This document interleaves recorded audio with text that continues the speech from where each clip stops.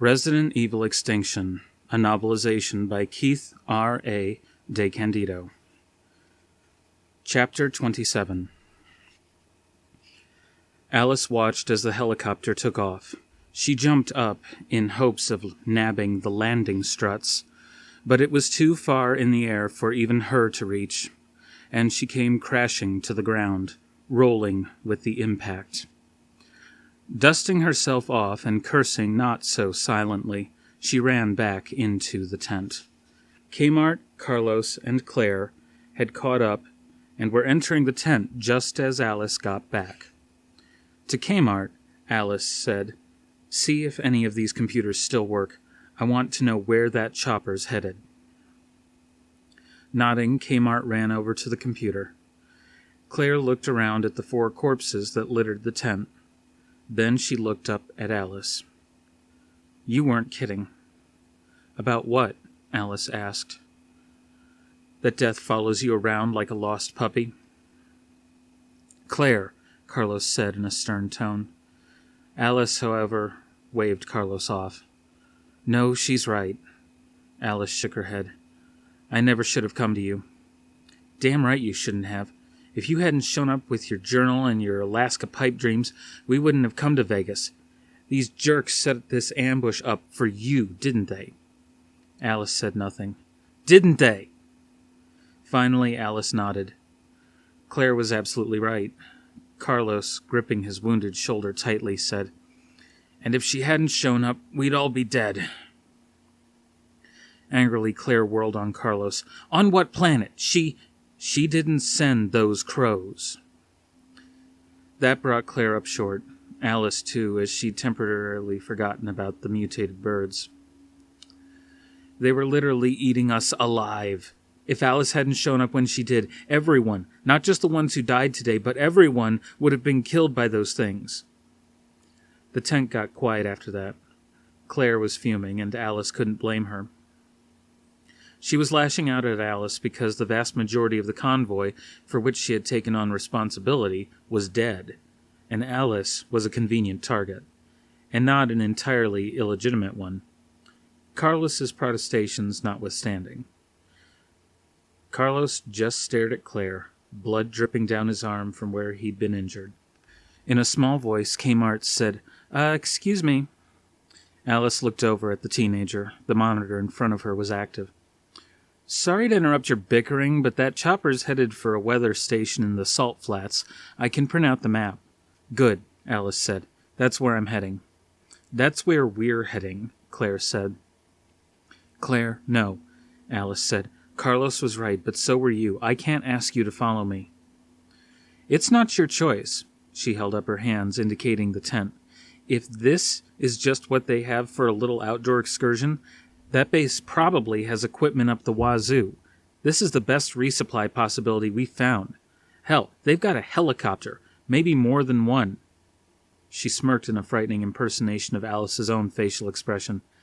"That'd get us to Alaska in a heartbeat." "It's Umbrella," Carlos said. "They'll have security." "I can take care of their security," Alice said. "Not by yourself." Before Alice could respond, Claire said, "She won't be by herself." Then she turned to Kmart. "Salvage anything from here that we can use and print out the schematics of that Umbrella base. We're heading back to the convoy. We're going to bury our dead, salvage what we can from here, and then we're going umbrella hunting." Hours later, after they'd picked the tent apart and gathered fuel from as many valet parking garages in Vegas that they could find, Alice stood next to Carlos, blood dripping down his hand from the wound inflicted on him by LJ. More graves had been dug, names scrawled on the makeshift crosses. Michael Ferber, Cliff Nadner, Pablo Villanueva, Morgan Hurtwick, Chase McAvoy, Peter Michael Sullivan, Erica Simone, and Lloyd Jefferson Wayne. Alice took Carlos's bloody hand in hers. "I can't believe LJ didn't make it." "Yeah," Carlos shook his head. "God, when I think of everything the two of us went through, all the people who died all around us, and he was still right there with that goofy smile and talking about busting a cap in zombie butts." Unable to help it, Alice chuckled. She almost felt guilty about it, but then decided that it was the best way to remember LJ. From what Carlos had told her, he had taken on the role of morale officer in their convoy, always making sure everyone was distracted from the nightmare they'd come to live in. Perhaps because LJ had seen the worst of it back in Raccoon City, and was one of the few to make it out alive, it gave him a perspective the others needed. Or maybe he was just the kind of jerk who thrived in lousy conditions, at least for a while. Alexander Slater had just about hit the end of his rope. It had been bad enough being assigned to work with Sam Isaacs. Slater had never been overly impressed with the doctor's work, thinking him to be a hack with delusions of grandeur, but that didn't prepare him for the megalomania. Now, though, he'd finally taken that step over the line that Slater knew had just been a matter of time. Isaacs had thought himself so clever, smuggling a digital recorder into the meetings with Wesker. But Slater knew he'd been doing it. He could have reported it. In fact, according to regulations, he should have reported it. But regulations were guidelines more than anything, and especially now, Slater felt a more Darwinian approach was called for. Let Isaacs dig his own grave. Sure enough, he'd done it. Using the recordings he'd made, he put together quote-unquote orders to allow him to leave the facility and pursue Project Alice. This, after Wesker expressly forbade him to do so. Naturally, Slater wasn't going to let that stand. He let Isaacs do what he wished on the surface, leaving aside any other considerations. He might come back with Project Alice, which would change things. However, he returned empty-handed, and without 4 of the people he'd taken with him. Slater assumed that Margolin, Pinto, DeGennaro, and Lobachevsky were as dead as Timson and Moody. The security guards were less of a concern, but Margolin, Pinto, Timson, and Moody were people they could ill afford to lose. Indeed, they couldn't afford to lose anybody right now, and Isaac's callous disregard for Umbrella's needs, not to mention for human life, was something that could no longer be tolerated. Upon his return, Slater ordered Perrineau to confine Isaacs to his lab and showed him the written orders from Chairman Wesker that ceded authority over this facility to him and removed Isaacs from his position as head of Umbrella's science division. After spending some time with Rosenbaum in the IT department to make sure that all the computer protocols had been changed so that Isaacs no longer had access, Slater went to Isaacs' lab, where Humberg was waiting for him. "How is he?" Slater asked the guard. Shrugging, Humberg said, "Under house arrest, as you instructed. He's been quiet. He was infected by one of those enhanced biohazards, though, so he's had to have the antivirus." "I thought he got a shot in the plane." Humberg hesitated. "He's had several shots, sir. I thought you knew." Sighing, Slater entered the lab. Perrineau and Finnerty were standing guard over Isaacs, who sat at his desk, injecting himself with the antivirus. Several empty vials lay on the table next to him. He looked pale and unwell. A bloody bandage was on his shoulder where one of the enhanced biohazards had attacked him. His eyes widening, Slater asked, "How much of this have you used?" In a maddeningly calm tone, Isaac said, "Her blood increases the creature's powers, but it also increased the strength of the infection. I needed it." "You have no idea what this will do to you." Isaac smiled, though on his pale, sweaty face it was like a rictus. "Oh, I have an idea." Shaking his head, Slater turned away from Isaac's ghoulish countenance. "You're out of control. Well, this ends here." Taking out his Glock, Slater pointed it right at Isaac's chest. "Under Executive Order 1345, issued by Chairman Wesker at 5:29 p.m. Pacific Standard Time on this date, for insubordination and gross misconduct in the field, I sentence you to summary liquidation." Isaacs raised an eyebrow. "Liquidation?" Slater had to admit that the euphemism was silly, so he tilted his head, aimed the pistol, said, "Just die," and squeezed the trigger. Looking down at the wound, Isaac seemed surprised, but "You always were an arrogant jerk." To be sure, Slater shot him twice more. For a moment, Isaacs convulsed with the impacts. Then he slumped forward, his eyes closed. It was the most beautiful sight Slater had ever seen. The world was in danger of total collapse, and that required leadership, not fostering personal agendas. Umbrella was going to lead the world out of the darkness. Slater was sure of it. But that would never happen as long as Isaacs was alive. With him gone, things were, he was sure, going to run a lot more smoothly. He turned to leave the lab. "Take the body to the surface," he said to Humbert, "and dispose of it. Then bring up all the stats of Project Alice. I want to see what harm he's done."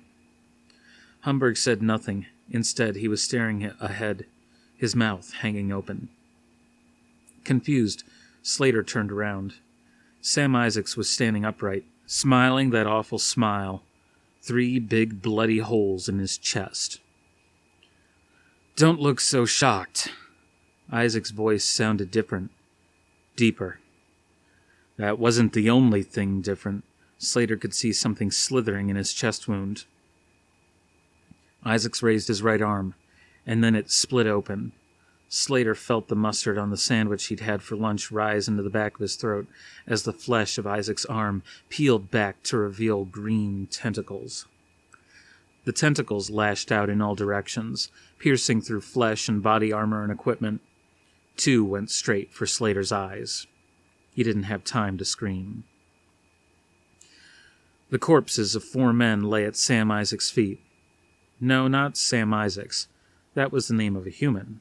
He was more than that now. He was Tyrant. That had been the name of the project that had been aborted in favor of Nemesis when Kane had brought in Alice Abernathy and Matt Addison.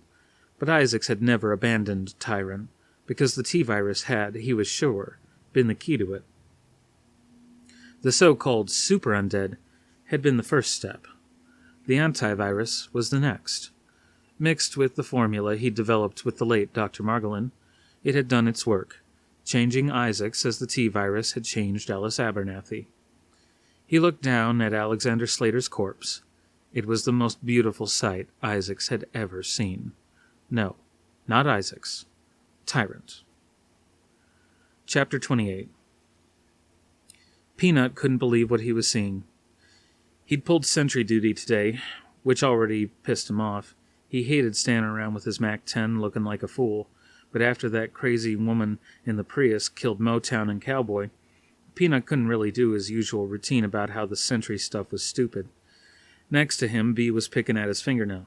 "Yo, B, you see what I'm seeing?" B looked up. "Looks like one of them junkies. Maybe he's a Z." The junkie was shuffling toward them like he was some kind of Z, and Peanut figured his day was looking up if he got to do a Z. But then the junkie held his hands up. He had a can in one of them. "I ain't looking for no trouble, yo. Just looking to talk, all right?" Aiming his Glock at the junkie's head, B said, "You ain't welcome here." But Peanut was looking at the thing in the junkie's hand. "What's that?" "What's what?" "In your hand. What is that?" The junkie looked up at his hand. "It's a food can. Take a look." He bent over and rolled it down the cracked pavement toward Peanut. It hit a pothole and stopped. "Cover me, yo," Peanut said to B, and he ran forward to grab it. The can was pristine. The label wasn't faded or ripped or anything. "Where the hell'd you find this?" "There's a whole store full of 'em, yo. I ain't playing you." Peanut raised his MAC-10. "Where?" "Look, I'll tell you. I promise. I ain't playing you. But you gots to give me something, all right? Only thing I'm giving you is a bullet in the brain, you feel me? Now tell me where." "I'll tell you," the junkie said, "but you gots to be letting me in." "No chance."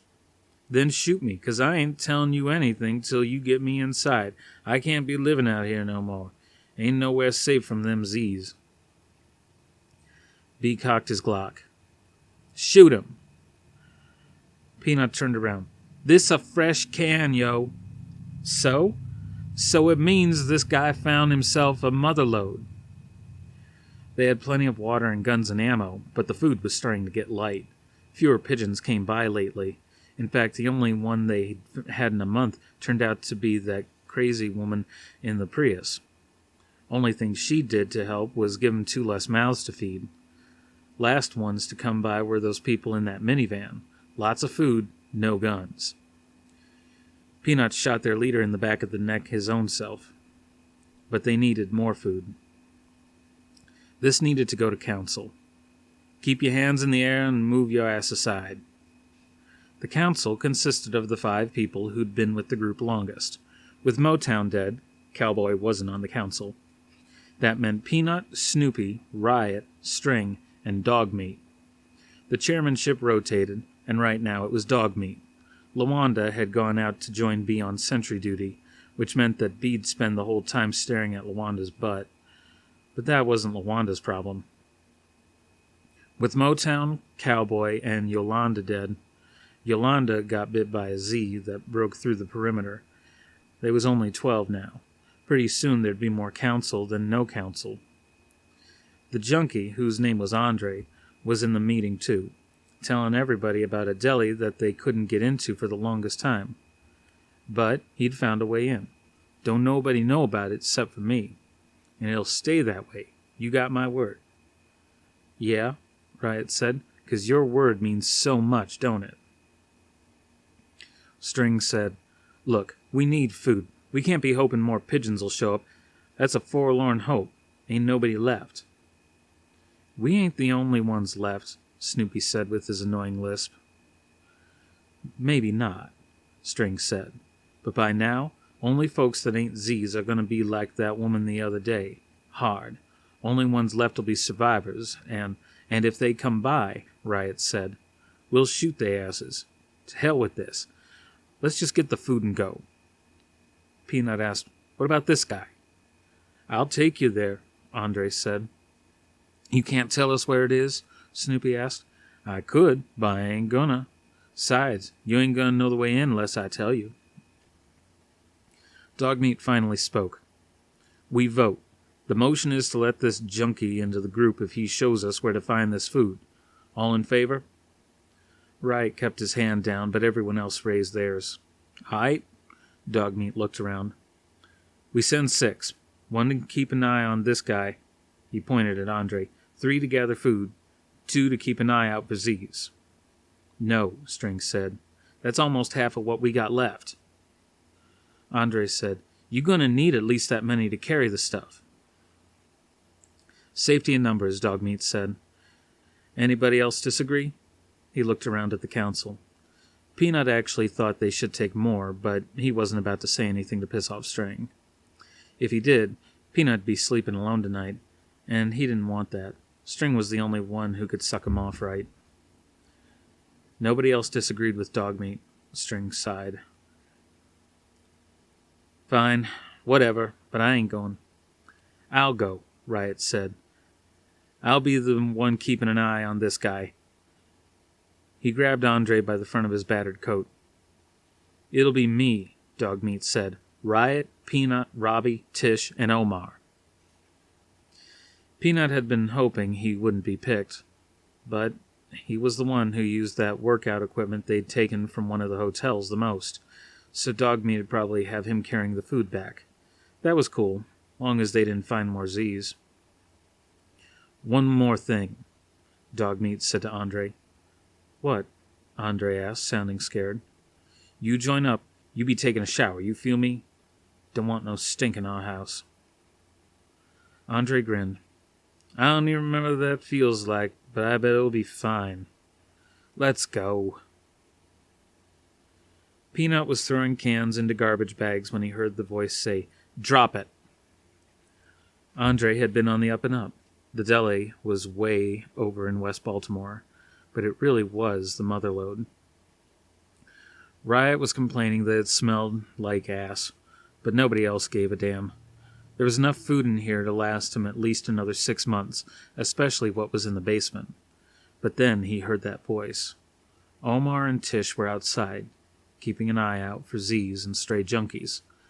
But that voice didn't belong to neither one of them. Go to hell. That was Omar.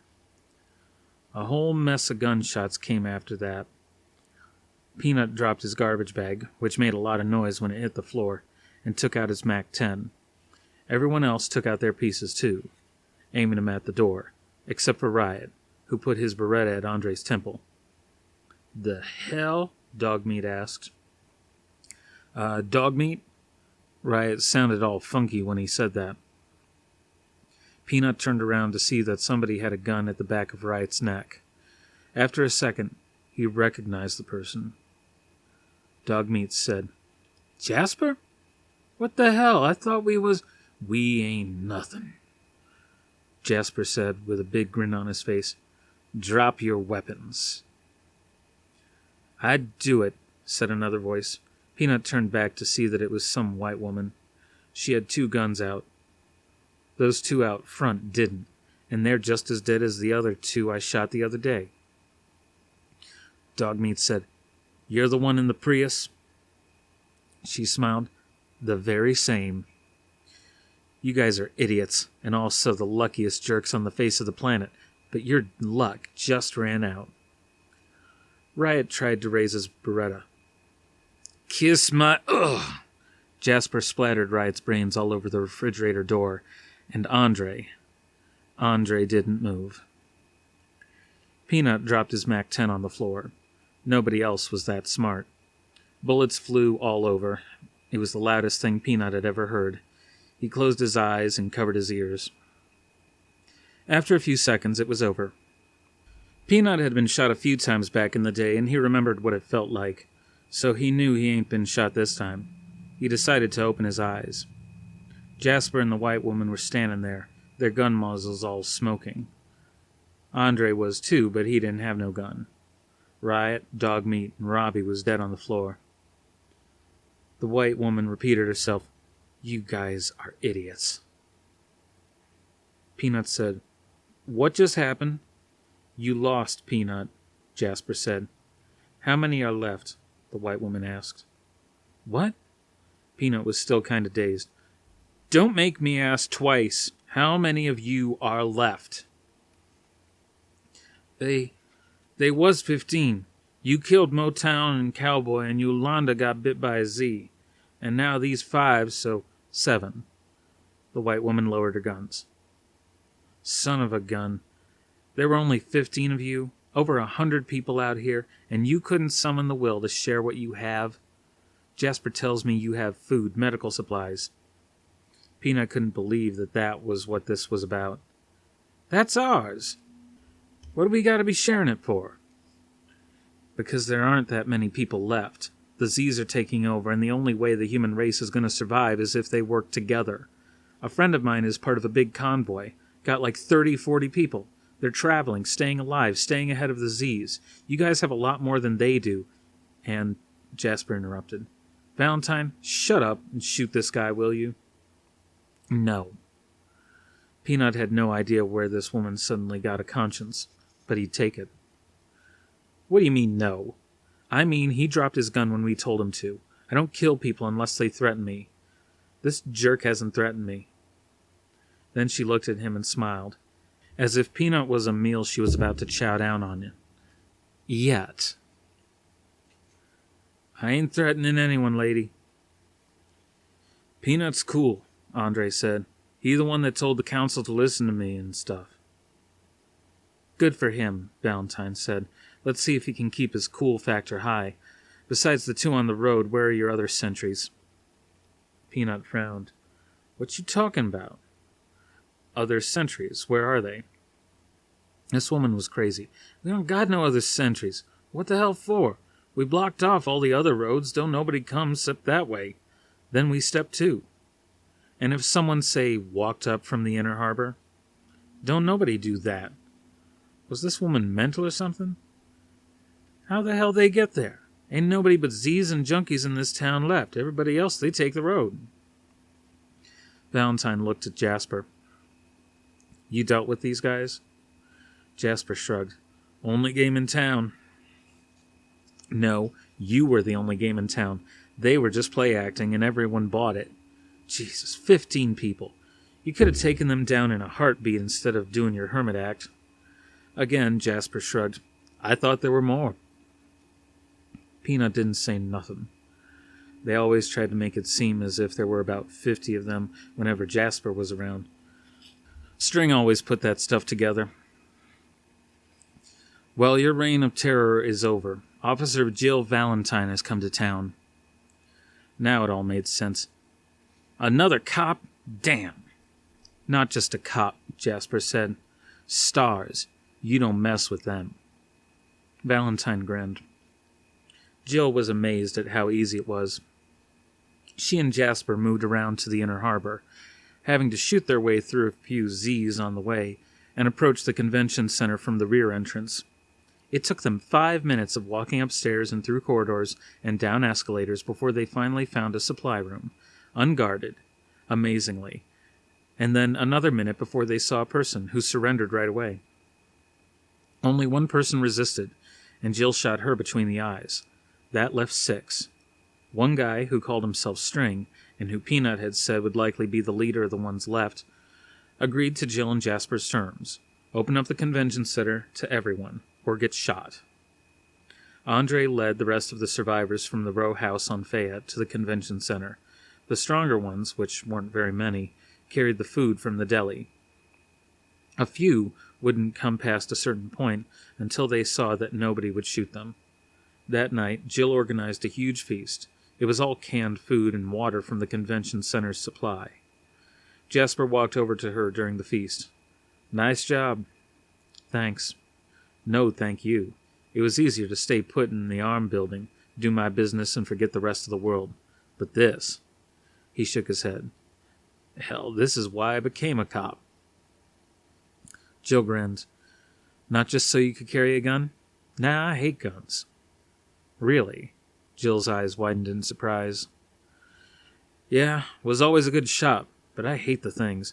I'd rather talk, but the real world's the real world, so to hell with it, I use my guns. But nah, I became a cop because I wanted to help people. He shook his head. That's sappy, ain't it? Jill shrugged. But it works.